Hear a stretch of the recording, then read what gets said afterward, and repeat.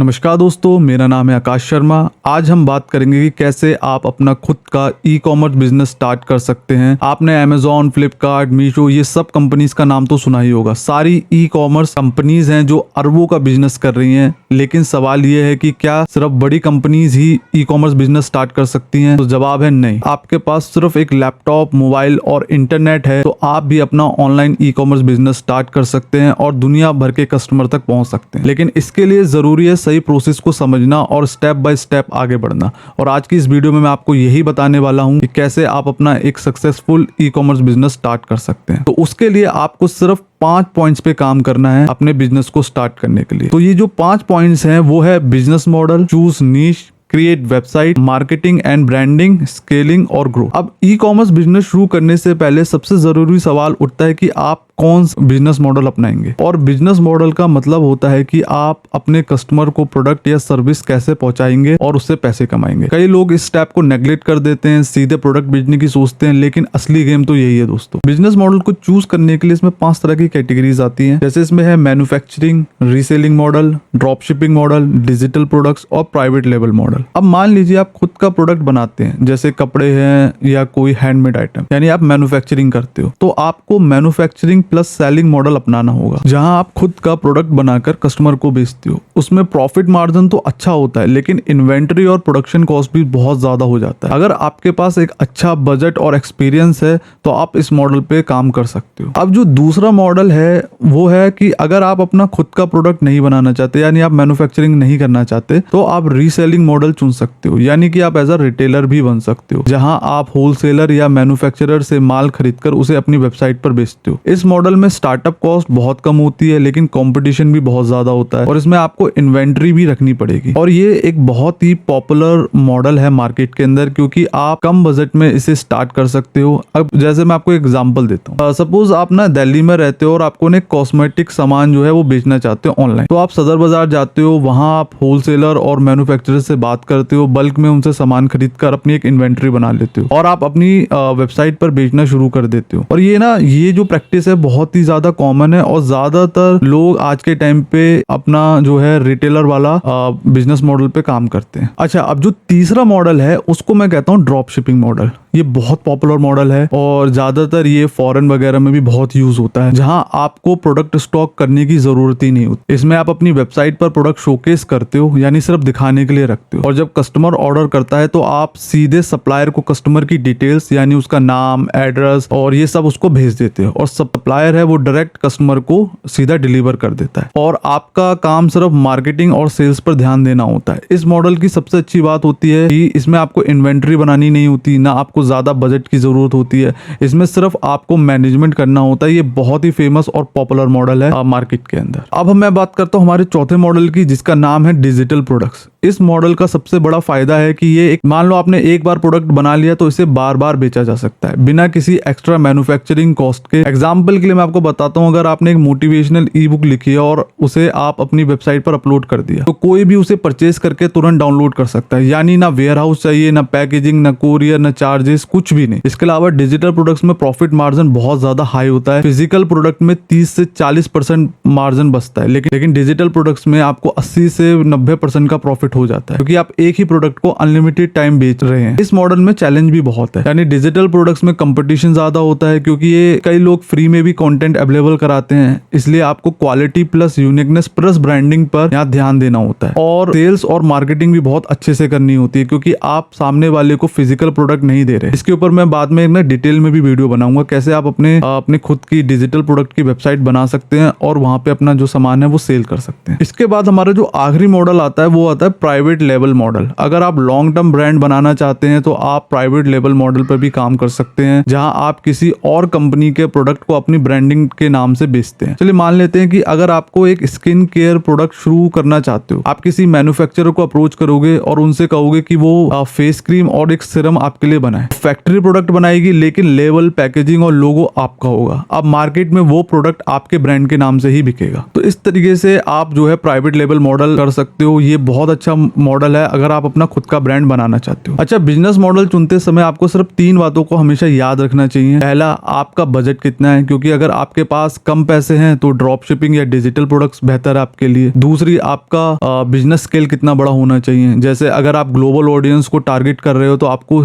एक scalable model चुनना होगा। और तीसरा, आपकी स्किल्स और इंटरेस्ट किस में है। अगर आपको मार्केटिंग और सेल्स पसंद है लेकिन प्रोडक्शन नहीं तो ड्रॉप शिपिंग या डिजिटल सबसे सही होगा। लेकिन अगर आपको कंट्रोल और ब्रांड वैल्यू चाहिए तो मैन्युफैक्चरिंग और प्राइवेट लेबल सबसे बढ़िया रहेगा। तो सीधी भाषा में मैं कहूँ तो आपका बिजनेस मॉडल ही आपके बिजनेस की कमाई का रास्ता तय करता है। यही वो फैसला है जो आगे चलकर आपके प्रॉफिट, लॉस, ग्रोथ और ब्रांड वैल्यू को डिफाइन करेगा। अगर आपने शुरुआत में ही सही मॉडल चुन लिया तो आपके बिजनेस का आधा रास्ता आसान हो जाएगा। अब हम बात करते हैं अपने दूसरे पॉइंट यानी कि नीश मार्केट। अभी नीश मार्केट क्या होता है पहले इसको समझेंगे। अगर आसान भाषा में कहे तो नीश वही जगह है जहां आप अपने प्रोडक्ट या सर्विस को एक फोकस्ड ऑडियंस के लिए बेचते हो, ना कि पूरी दुनिया के लिए। एग्जाम्पल के लिए मैं आपको बताता हूँ। अगर आप कहते हैं कि मैं कपड़े बेचता हूँ तो ये एक ब्रॉड मार्केट हो गया। लेकिन अगर आप कहते हैं कि मैं सिर्फ किड्स बियर बेचता हूँ तो ये एक नीश मार्केट है। मतलब ब्रॉड मार्केट में कंपटीशन बहुत ज्यादा है लेकिन नीश मार्केट में आप एक खास ग्रुप पर फोकस करके उन्हें बेटर वैल्यू दे सकते हैं। तो सवाल उठता है कि नीश मार्केट क्यों जरूरी होता है। तो इसमें सबसे पहला पॉइंट है कि टारगेट ऑडियंस बहुत ज्यादा क्लियर होता है। अगर आपको नीश क्लियर है तो आपको पता रहता है कि आपका कस्टमर कौन है, उनकी एज क्या है, उनकी इनकम कैसी है और उनकी प्रॉब्लम्स क्या है। उससे मार्केटिंग आसान हो जाती है। दूसरी चीज है कंपटीशन कम होता है। ब्रॉड मार्केट में हजारों कंपनियां होती हैं लेकिन नीश मार्केट में सिर्फ कुछ ही प्लेयर्स होते हैं। इससे आपको जगह बनाने का मौका मिलता है। तीसरा पॉइंट है ब्रांड आइडेंटिटी स्ट्रॉन्ग बनती है। जब आप एक खास नीश पर काम करते हो तो लोग आपको उसी फील्ड का एक्सपर्ट मान लेते हैं। जैसे मामा अर्थ ने सिर्फ केमिकल फ्री स्किन के नीश पर काम किया और आज वो ब्रांड बन गया। और चौथा पॉइंट है प्रॉफिटेबिलिटी, यानी कि प्रॉफिट आपका बहुत ज्यादा होता है क्योंकि नीश मार्केट में कस्टमर लॉयल्टी ज्यादा होती है क्योंकि लोगों को लगता है कि ये प्रोडक्ट उनके लिए ही बनाया गया है, इसलिए वे प्रीमियम प्राइस देने के लिए भी तैयार रहते हैं। चलिए मैं आपको ना नीश के कुछ एग्जांपल्स बता देता हूँ। अब जैसे ब्रॉड मार्केट में आप कपड़े बेचते हो, ठीक है, लेकिन नीश मार्केट में आप सिर्फ एक किड्स फैशन वियर आप बेच रहे हो या सिर्फ प्लस साइज वुमेन के जो वियर हैं वो आप सेल कर रहे हो, ठीक है। या ब्रॉड मार्केट में आप फूड प्रोडक्ट्स आप बेच रहे हो और नीश मार्केट में आप ग्लूटेन फ्री स्नैक्स या फिर सिर्फ वीगन चॉकलेट्स आप बेच रहे हो। अब ब्रॉड मार्केट में जैसे एजुकेशन हो गया, नीश मार्केट में सिर्फ कॉम्पिटिटिव एग्जाम्स के लिए ऑनलाइन कोर्स या सिर्फ कोडिंग सीखने का प्लेटफॉर्म बना रहे हो। तो ये फर्क हो जाता है ब्रॉड मार्केट और नीश मार्केट के अंदर। अब सवाल ये उठता है कि हम नीश मार्केट को कैसे चुने। इसके लिए सबसे पहले आपको अपने इंटरेस्ट और नॉलेज को समझना होगा। आपको खुद से समझना होगा कि आपको किस फील्ड में मजा आता है, किस तरह की चीजें आपको एक्साइट करती हैं और आप किन टॉपिक्स के बारे में ज्यादा जानते हो। अगर आप किसी ऐसी फील्ड में काम करते हैं आपका खुद का इंटरेस्ट है तो आप उसे लंबे समय तक बिना थके और पैशन के साथ चला पाएंगे। लेकिन सिर्फ इंटरेस्ट काफी नहीं है, आपको ये भी देखना होगा कि लोग किस तरह की प्रॉब्लम्स फेस कर रहे हैं, क्योंकि हर सक्सेसफुल बिजनेस वही ग्रो होता है जहां वो लोगों की प्रॉब्लम को सॉल्व करता है। तो अगर आप ये सब आइडेंटिटी कर पाते हैं तो लोग किस चीज की तलाश में हैं, क्या डिफिकल्टीज फेस कर रहे हैं और आपके प्रोडक्ट से उनकी जिंदगी आसान हो सकती है या नहीं, तो आपने आधा काम तो वैसे ही कर लिया है। इसके बाद आता है अगला स्टेप जो कि होता है मार्केट डिमांड रिसर्च, यानी आपको देखना होगा कि जिस नीश को आप चुन रहे हैं उसका डिमांड असल में है या नहीं मार्केट के अंदर। इसके लिए आप Google trends, Amazon best seller list, Flipkart trends या सोशल मीडिया प्लेटफॉर्म का इस्तेमाल कर सकते हैं। अगर लोग उन प्रोडक्ट्स को एक्टिवली ढूंढ रहे हैं तो इसका मतलब है कि उस प्रोडक्ट की मार्केट में डिमांड है। फिर आता है प्रॉफिट मार्जिन का एनालिसिस। सिर्फ डिमांड होने से बिजनेस सक्सेसफुल नहीं होता, बल्कि ये भी जरूरी है कि उस नीश में पैसा है कि नहीं। आप ये देखें कि उस नीश में प्रॉफिट मार्जिन कितना है, यानी अगर प्रोडक्ट को बनाने या खरीदने की लागत से बेचने की कीमत के बीच का अंतर आपके लिए प्रॉफिटेबल है या नहीं। मान लीजिए आप एक मोबाइल एक्सेसरीज रिटेलर हैं, आपने होलसेल मार्केट में ईयरफोन खरीदे 100 रुपए पर पीस। अब मार्केट में कंपटीशन बहुत ज्यादा है और बड़ी कंपनी जैसे अमेजॉन, फ्लिपकार्ट सेलर्स वही ईयरफोन 120, 130 में बेच रही है। अगर आप वही रेट पे रखोगे तो आपका प्रॉफिट मार्जिन सिर्फ 20 या 30 रुपए बचेगा। इसमें delivery charges, rent, staff salary, GST जैसी चीजें घटाने के बाद लगभग कुछ प्रॉफिट नहीं बचेगा। लेकिन अगर आप इसमें थोड़ा नीश सोचें, जैसे कि आप सिर्फ गेमिंग ईयरफोन या प्रीमियम ब्रांडेड ईयरफोन्स ही बेचेंगे जिनकी डिमांड है खास ऑडियंस के बीच में, तो आप उन्हें 200 से 250 तक बेच सकते हैं। इस केस में आपका मार्जिन 100 से ज्यादा हो सकता है। यानी कि रिटेलर के लिए सिर्फ प्रोडक्ट बेचना काफी नहीं है, उसे स्मार्टली नीश सेलेक्ट करना पड़ता है ताकि कम भीड़ वाले और हाई डिमांड वाले प्रोडक्ट्स पर अच्छा प्रॉफिट निकाल सके। अब जो आखिरी चीज बचती है वो है कंपटीशन एनालाइज करना। अगर बहुत ज्यादा भीड़ है और बड़े प्लेयर्स पहले से ही मार्केट में डोमिनेट करके बैठे हुए हैं तो नए ब्रांड के लिए एंट्री करना बहुत मुश्किल हो जाता है। लेकिन इसका मतलब ये नहीं कि आपको उस नीश में जाना नहीं चाहिए। अगर आप इनोवेटिव अप्रोच, यूनिक ब्रांडिंग या बेटर कस्टमर सर्विस से आप अपने आप को अलग दिखा सकते हैं तो आप कंपटीशन में भी जीत सकते हैं। वही अगर कंपटीशन बहुत कम है और डिमांड अच्छी है तो ये आपके लिए गोल्ड माइन साबित हो सकता है। इसलिए नीश चुनते समय interest, market demand, profit margin और कंपटीशन, इन सभी चीजों का संतुलन जरूरी है। यही बैलेंस आपको एक नीश देगा जिसमें ना आप सिर्फ ग्रोथ की पॉसिबिलिटी होगी बल्कि आप उसे लंबे समय तक सस्टेनेबल तरीके से चला भी पाएंगे। अब आपने नीश भी चुन लिया है और बिजनेस मॉडल फाइनलाइज कर लिया है तो अब अगला बड़ा कदम है अपनी वेबसाइट बनाना, क्योंकि यही आपका असली ऑनलाइन स्टोर होगा। वेबसाइट आपके बिजनेस का चेहरा होती है। जैसे ऑफलाइन दुनिया में एक दुकान होती है वैसे ही ऑनलाइन दुनिया में वेबसाइट ही आपकी दुकान है। अब बात आती है कि इस दुकान को कैसे बनाया जाए। सबसे पहले आपको एक डोमेन नेम लेना होगा। डोमेन नेम किसी भी कंपनी का नाम होता है, जैसे amazon.com हो गया, ये एक डोमेन है। डोमेन ऐसा होना चाहिए जो छोटा, आसान और याद रखने में इजी हो। आप डोमेन बहुत सारी वेबसाइट से ले सकते हैं, जैसे godaddy.com हो गया, नेमचीप हो गया। अब आप डोमेन नेम के अंदर .com या .in भी ले सकते हैं। अब .com जो होता है वो ग्लोबली होता है और .in का मतलब होता है इंडिया।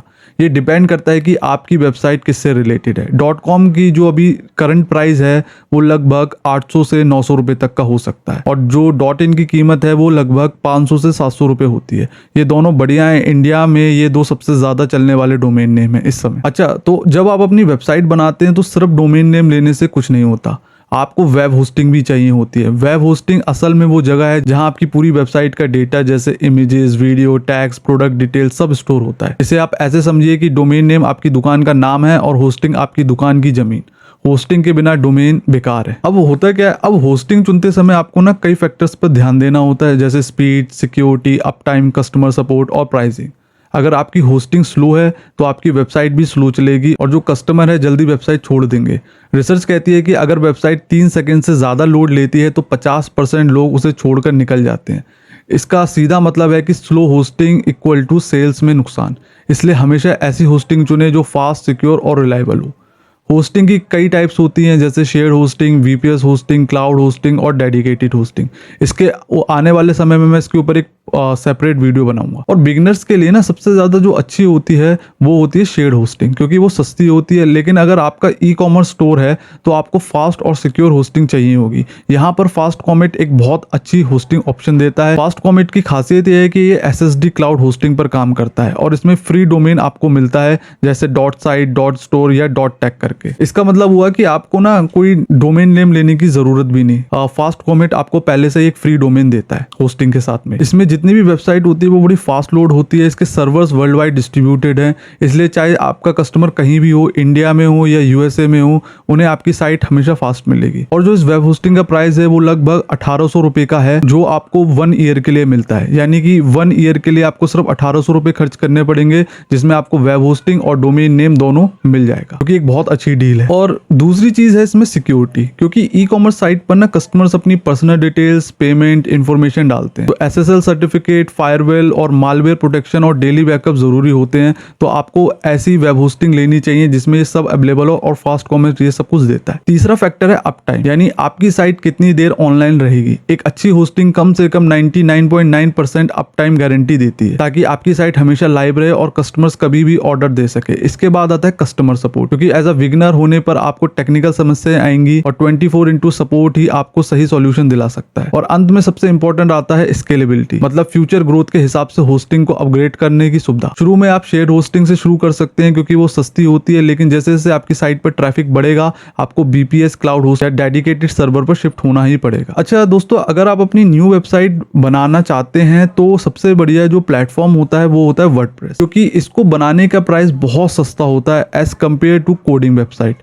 अगर आप एक स्टार्टअप कर रहे हैं और बजट कम है तो मैं वर्डप्रेस रिकमेंडेड करता हूँ, क्योंकि इसे हैंडल करना और कस्टमाइज करना इजी होता है और कोई भी कर सकता है। एक नॉन टेक पर्सन भी कर सकता है जिसे टेक्निकल नॉलेज नहीं है। जब आपकी वेबसाइट पर बहुत ज़्यादा ट्रैफिक आ जाए लाखों में, तो आप एक कस्टमाइज वेबसाइट बनवा के उसके ऊपर वर्डप्रेस का सारा डेटा ट्रांसफर करवा सकते हैं अपनी कस्टमाइज वेबसाइट में। जहाँ एक वर्डप्रेस को बनाने की जो कॉस्ट होती है वो 10,000 रुपये तक होती है और एक कस्टमाइज वेबसाइट को बनाने का कॉस्ट 50,000 से लेकर 1 लाख तक जा जा सकता है। वर्डप्रेस पे वेबसाइट कैसे बनाते हैं इसके लिए मैं एक सेपरेट से वीडियो बना के इसमें डालूंगा। अगर आपको खुद की ई कॉमर्स वेबसाइट बनवानी है तो आप मुझसे या मेरी टीम से डायरेक्ट कॉन्टेक्ट कर सकते हैं, या मेरे व्हाट्सएप नंबर पर नीड ई कॉमर्स वेबसाइट लिख के सेंड कर दीजिए, मेरी टीम आपसे कॉन्टेक्ट कर लेगी। अब जो हमारा फोर्थ पॉइंट है वो है ब्रांडिंग एंड मार्केटिंग। किसी भी ई कॉमर्स बिजनेस में ब्रांडिंग और मार्केटिंग वो दो चीजें हैं जो आपके प्रोडक्ट को भीड़ से अलग बनाती हैं। ब्रांडिंग का मतलब सिर्फ लोगो बनाना नहीं बल्कि पूरे बिजनेस की पहचान तैयार करना है। जब कोई कस्टमर आपका नाम सुने या प्रोडक्ट देखे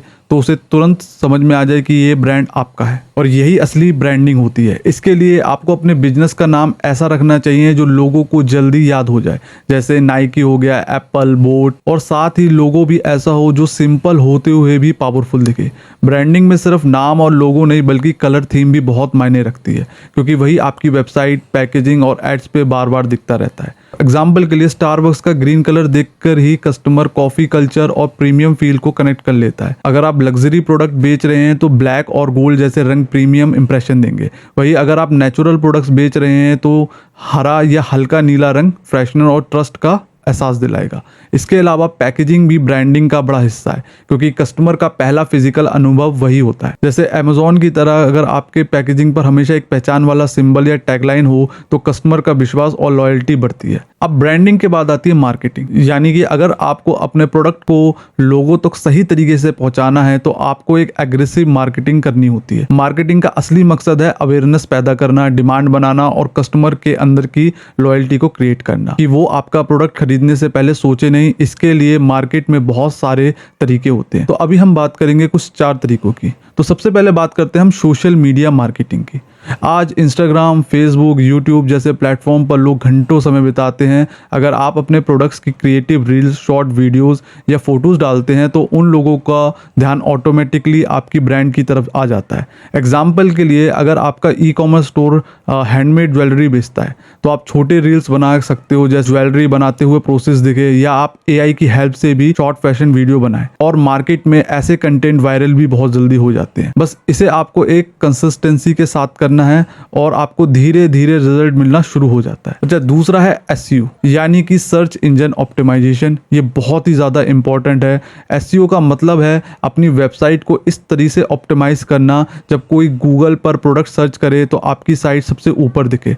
एग्जाम्पल के लिए अगर आप एक ऑर्गेनिक ग्रीन टी बेचते हैं तो आपको ऐसा कंटेंट बनाना होगा और कीवर्ड्स यूज करने होंगे जिससे जब भी कोई गूगल पर best organic T online search करे तो आपकी वेबसाइट टॉप रिजल्ट्स में आए। इससे आपकी वेबसाइट पर फ्री में लगातार ट्रैफिक भी आता रहेगा। जो थर्ड पॉइंट है वो है इन्फ्लुएंसर मार्केटिंग, जो कि ई कॉमर्स में बहुत ही पावरफुल मेथड है। लोग अपने फेवरेट इन्फ्लुएंसर पर बहुत ज्यादा भरोसा करते हैं, और अगर आप किसी माइक्रो इन्फ्लुएंसर जिनके फॉलोअर्स 20,000 से लेकर 1 लाख तक हो अपना प्रोडक्ट भेजकर उनसे रिव्यू करवाते हो तो उनकी ऑडियंस पर सीधा असर पड़ता है। एग्जाम्पल, अगर आप कोई फिटनेस सप्लीमेंट बेच रहे हो और एक फिटनेस इन्फ्लुएंसर उसका ऑनेस्ट रिव्यू करता है तो उसके फॉलोअर्स उसे खरीदने के लिए मोटिवेटेड होंगे। ये एक बहुत ही पावरफुल मेथड है और आप इसको बजट में भी कर सकते हो। अब जो फोर्थ पॉइंट है वो आता है पेड मार्केटिंग, यानी मतलब कि आप अपनी वेबसाइट या प्रोडक्ट को प्रमोट करने के लिए पैसे खर्च करते हैं ताकि आपका कंटेंट सही ऑडियंस तक तुरंत पहुंच जाए। नेचुरल यानी जो ऑर्गेनिक मार्केटिंग होती है उसमें लोगों तक पहुंचने में काफी समय लग जाता है, लेकिन पेड एड्स की खासियत यह है कि आपको तुरंत रिजल्ट देते हैं। एक एग्जांपल के लिए, अगर आपने अभी नया ई कॉमर्स स्टोर लॉन्च किया है और आप चाहते हो कि पहले ही हफ्ते में लोग आपकी साइट पर आए तो प्रोडक्ट देखे, तो गूगल एड्स, फेसबुक एड्स और इंस्टाग्राम एड्स के लिए सबसे अच्छा और सबसे फास्ट रास्ता है। आप अपने एड्स चला सकते हैं और ज्यादा से ज्यादा ट्रैफिक जो है आप अपनी वेबसाइट के ऊपर ला सकते हैं। पेड मार्केटिंग का सबसे बड़ा फायदा है कि ऑडियंस टारगेटिंग। जब आप ऐड चलाते हैं तो आप एग्जैक्ट डिसाइड कर सकते हो कि आपका ऐड किसे दिखे, उनकी उम्र क्या हो, वो किस जगह रहते हैं, उनकी लैंग्वेज क्या है और उनका इंटरेस्ट क्या हो। उदाहरण के लिए, अगर आप एक स्पोर्ट्स शू बेचते हैं तो आप सिर्फ 18 से लेकर 35 एज ग्रुप के लोगों को टारगेट कर सकते हैं जो फिटनेस या जिम रिलेटेड पेजेस फॉलो करते हैं। इससे आपका ऐड उन लोगों तक आ जाएगा और जिन्हें सच में आपका प्रोडक्ट खरीदने में इंटरेस्ट हो। दोस्तों, अब बात करते हैं बजट और स्ट्रेटेजी की। पेड मार्केटिंग में सिर्फ पैसा खर्च करना काफी नहीं होता, बल्कि आपको स्ट्रेटेजी भी स्मार्ट रखनी होगी। शुरुआत में आप स्मॉल बजट से स्टार्ट करो, जैसे कि 500 से 1000 पर डे के हिसाब से, और एड्स पर खर्च करें। ठीक है, जैसे 500-1000 पर एड्स पर आप खर्च करके टेस्ट करो कि कौन सा प्रोडक्ट सबसे ज्यादा अटेंशन खींच रहा है और किस टाइप के एड क्रिएटिव पर लोग ज्यादा क्लिक कर रहे हैं। टेस्टिंग के बाद जो एड सक्सेसफुल रहेगा उन्हीं पर बजट बढ़ाकर आप स्केल कर सकते हो। अच्छा, पेड मार्केटिंग में एक और चीज होती है, वो होती है रीटारगेटिंग एड। ये एक बहुत बड़ा गेम चेंजर हो सकता है। मान लीजिए कोई कस्टमर आपकी वेबसाइट पर आया, प्रोडक्ट देखा लेकिन खरीद कर नहीं गया, तो रीटारगेटिंग एड्स की मदद से आप उसे दोबारा सोशल मीडिया या गूगल एड्स पर वही प्रोडक्ट दिखा सकते हैं। एग्जाम्पल के लिए आपने नोटिस किया होगा कि अगर आप फ्लिपकार्ट पर कोई मोबाइल देखते हो और खरीदते नहीं, तो वही मोबाइल का एड बार बार आपको फेसबुक और इंस्टाग्राम पे दिखेगा, और यही रीटारगेटिंग है, और ये कस्टमर को दोबारा खरीदारी के लिए पुश करता है। अगर आसान शब्दों में कहा जाए तो पेड मार्केटिंग ई कॉमर्स के लिए ऑक्सीजन जैसा है। अगर आप फास्ट ग्रोथ चाहते हैं तो बिना पेड एड सक्सेस मिलना बहुत ज्यादा मुश्किल है आज के दौर में। लेकिन याद रखो, पेड एड्स का मतलब सिर्फ पैसे खर्च करना नहीं, बल्कि स्मार्ट तरीके से पैसे खर्च करना है। सही ऑडियंस, सही मैसेज और सही टाइम पर। अगर आप इसे अच्छे से समझकर इंप्लीमेंट करते हैं तो आपकी सेल तेजी से बढ़ सकती है और आपका ब्रांड जल्दी पॉपुलर हो सकता है। दोस्तों, हमारा चौथा पॉइंट है स्केलिंग और ग्रोथ। स्केलिंग और ग्रोथ किसी भी बिजनेस का सबसे इंपॉर्टेंट हिस्सा होता है, क्योंकि शुरुआत में आपका फोकस होता है सर्वाइवल और प्रोडक्ट को मार्केट में इंट्रोड्यूस करने पर। लेकिन जब आपकी सेल्स आनी शुरू हो जाती है और कस्टमर्स आपको पहचानने लगते हैं, तब असली चैलेंज शुरू होता है, यानी बिजनेस और स्केल करना और लगातार ग्रोथ बनाए रखना। स्केलिंग का मतलब है अपने बिजनेस को इस तरह बढ़ाना कि आप ज्यादा कस्टमर्स तक पहुंच सको, ज्यादा रेवेन्यू जनरेट कर सको और साथ ही ऑपरेशंस को मैनेज भी कर पाओ। ग्रोथ का मतलब है बिजनेस के हर हिस्से को धीरे धीरे स्ट्रॉन्ग बनाना, चाहे वो सेल्स हो, कस्टमर बेस हो, ब्रांड वैल्यू हो या प्रॉफिट मार्जिन। जब आप स्केलिंग की सोचते हो तो सबसे पहले आपको एक सिस्टम और प्रोसेस बनाना पड़ता है। शुरुआत में हो सकता है कि आप खुद ही सारे काम मैनेज करें, जैसे ऑर्डर लेना, पैकिंग करना, शिपिंग करना, कस्टमर सपोर्ट देना। लेकिन जैसे ही ऑर्डर्स बढ़ेंगे आपको ऑटोमेशन टूल्स और टीम की जरूरत पड़ेगी।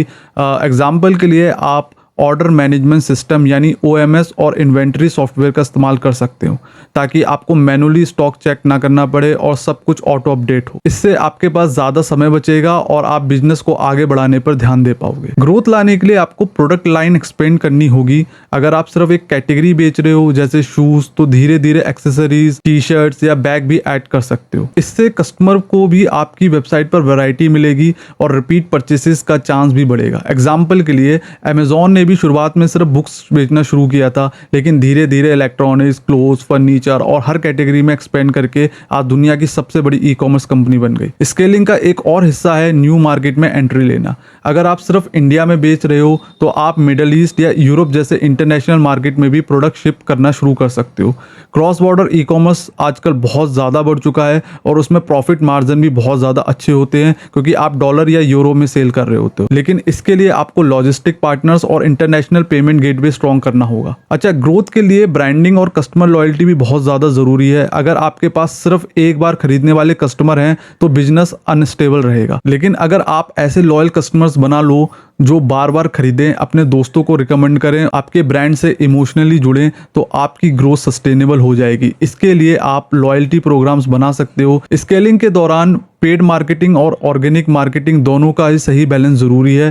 पेड एड से आप फास्ट कस्टमर ला सकते हैं, लेकिन लॉन्ग टर्म ग्रोथ के लिए SEO, सोशल मीडिया प्रेजेंस और कंटेंट मार्केटिंग जरूरी है। एग्जाम्पल के लिए, अगर आपने यूट्यूब पर अपने प्रोडक्ट से रिलेटेड इन्फॉर्मेशन वीडियो बनाए और लोग उन्हें देखने लगे, तो वो फ्री में आपके पास ट्रैफिक लाते रहेंगे, जो लाइफ टाइम आपके बिजनेस को एक ग्रो करता रहेगा। एक और इंपॉर्टेंट चीज है फंडिंग और इन्वेस्टमेंट। स्केलिंग हमेशा बिना पैसे के नहीं हो पाती। अगर आपके पास कैपिटल की कमी है तो आप इन्वेस्टर से फंडिंग ले सकते हैं या बैंक लोन्स का सहारा भी ले सकते हैं। लेकिन ये तरीका तभी सही रहेगा जब आपके बिजनेस मॉडल प्रूफ हो चुका हो और आपकी जो सेल्स हो वो स्टेबल हो। अगर आसान शब्दों में कहा जाए तो स्केलिंग और ग्रोथ का मतलब है अपने बिजनेस को एक छोटा सेटअप से बड़ा, स्टेबल, प्रॉफिटेबल ब्रांड में बदलना। ये जर्नी पेशेंस, प्लानिंग और सही एग्जीक्यूशन मांगती है। आने वाली वीडियोस में मैं इसका एक पूरा स्केलिंग स्ट्रेटेजी रोड मैप बताऊंगा, स्टेप बाय स्टेप, कि कैसे आप पहले 6 मंथ की जर्नी को कैसे आपको मेंटेन करना है, कैसे काम करना है और आप 6 मंथ में अपने गोल को अचीव कर सकते हैं। अगर मैं इस पूरी वीडियो का कंक्लूजन निकालूं तो हम देखेंगे कि ई कॉमर्स बिजनेस शुरू करना एक स्टेप बाय स्टेप प्रोसेस है। सबसे पहले आपको सही मार्केट, मॉडल और नीश चुनना होगा ताकि आप उस फील्ड में काम करें जिसमें डिमांड और प्रॉफिट दोनों है। इसके बाद आपको अपना ऑनलाइन स्टोर बनाना होता है, जिसकी शुरुआत आप वर्डप्रेस और वूकॉमर्स जैसे आसान और कम खर्चे वाले प्लेटफॉर्म से कर सकते हो और बाद में जरूरत पड़ने पर एक कस्टम कोडिंग वाली वेबसाइट पर शिफ्ट किया जा सकता है। इसके लिए एक अच्छी वेब होस्टिंग लेना जरूरी है ताकि आपकी साइट फास्ट और सिक्योर रहे। फिर प्रोडक्ट्स को ऐड करके उन्हें क्लियर इमेजेस, प्रॉपर डिस्क्रिप्शंस और सही प्राइसिंग के साथ शोकेस करना होता है। इसके बाद आता है सबसे जरूरी हिस्सा मार्केटिंग और ब्रांडिंग का, जहां आप ऑर्गेनिक तरीकों से SEO, social media, content marketing और पेड मेथड से गूगल एड्स और फेसबुक एड्स दोनों का इस्तेमाल करके कस्टमर तक पहुंचते हैं। धीरे धीरे जब सेल स्टेबल हो जाए तो आप स्केलिंग और ग्रोथ की ओर बढ़ते हैं और प्रोडक्ट लाइन एक्सपेंड करते हैं। नए मार्केट में जाना, ऑटोमेशन टूल इस्तेमाल करना और लॉयल कस्टमर बनाना। आखिर में ई कॉमर्स बिजनेस एक लॉन्ग टर्म गेम है। अगर आप पेशेंस रखते हो तो सही रिसर्च करते हो, मार्केटिंग को लगातार इंप्रूव करते हो और कस्टमर को बेस्ट एक्सपीरियंस देते हो, तो आप धीरे धीरे अपना छोटा सा ऑनलाइन स्टोर एक बड़ा और प्रॉफिटेबल ई कॉमर्स ब्रांड में बदल सकते हो। तो अगर आपको किसी भी हेल्प की जरूरत हो अपने ई कॉमर्स ऑनलाइन स्टोर बनाने में, आप स्क्रीन पे दिए नंबर पर संपर्क कर सकते हैं। मेरी टीम आपसे जरूर कॉन्टेक्ट करेगी। धन्यवाद।